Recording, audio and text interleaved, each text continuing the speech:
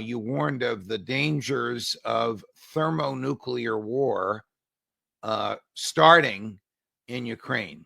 Can you explain?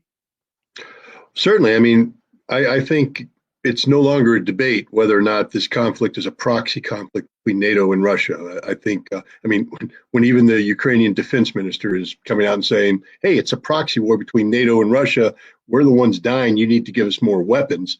It should be clear that that's what's going on. This is, for Russia, it's an existential conflict. They cannot afford to lose this. NATO claims it's an existential conflict, but the fact of the matter is NATO can survive if Russia wins in Ukraine, because NATO survived without Ukraine for its entire history. Having Ukraine is not essential, but NATO's making it appear as if a Russian victory in Ukraine is a defeat for NATO. Therefore, what?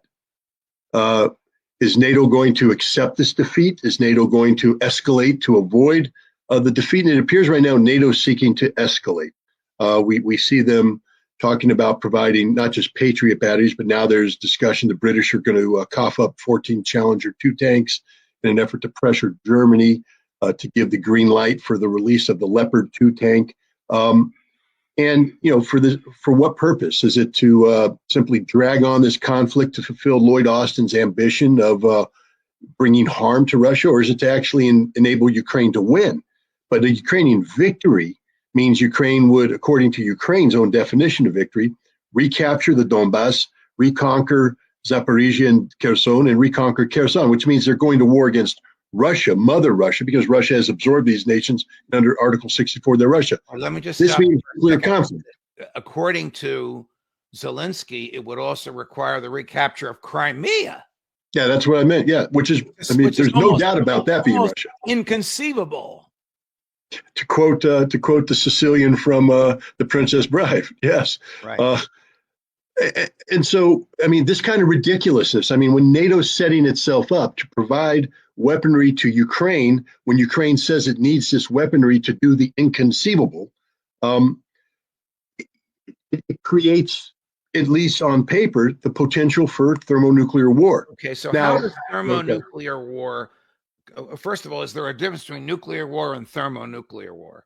I'm just basically, you know, we're modernizing, you know, the Nagasaki and Hiroshima events today. You know, when you say nuclear war, the implication is atomic bombs.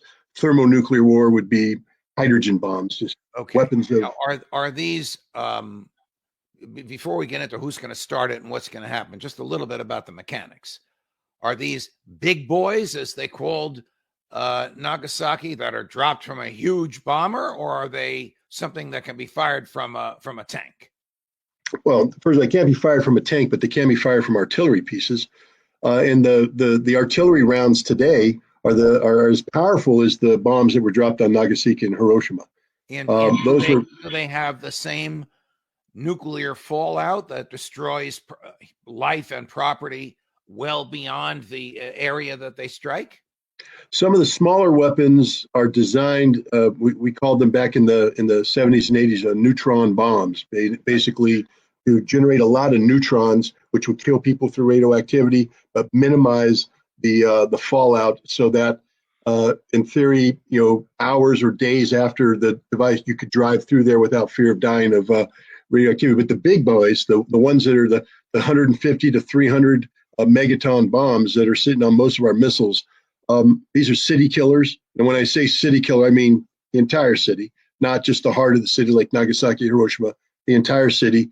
And the fallout from these will make the areas struck uninhabitable for thousands of years. So if you drop enough of them, then the earth becomes uninhabitable for thousands, which means mankind's gone. So I would imagine that whoever uses these offensively, having designs on the real estate, whether it be Putin, who wants to make it return to Russia, or whether it be NATO that wants it to be a country beholden to NATO, would use the lowest yield that they have so as to cause the least amount of permanent damage. Is that fair and sensible reasoning on my part?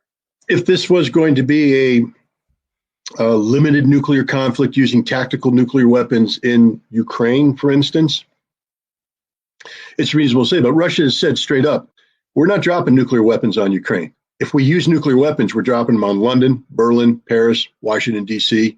The world will end. See, Russia doesn't play limited nuclear war. Russia doesn't play these games. This is purely a construct in the Western mind that somehow you can limit nuclear conflict. Russia's made it clear.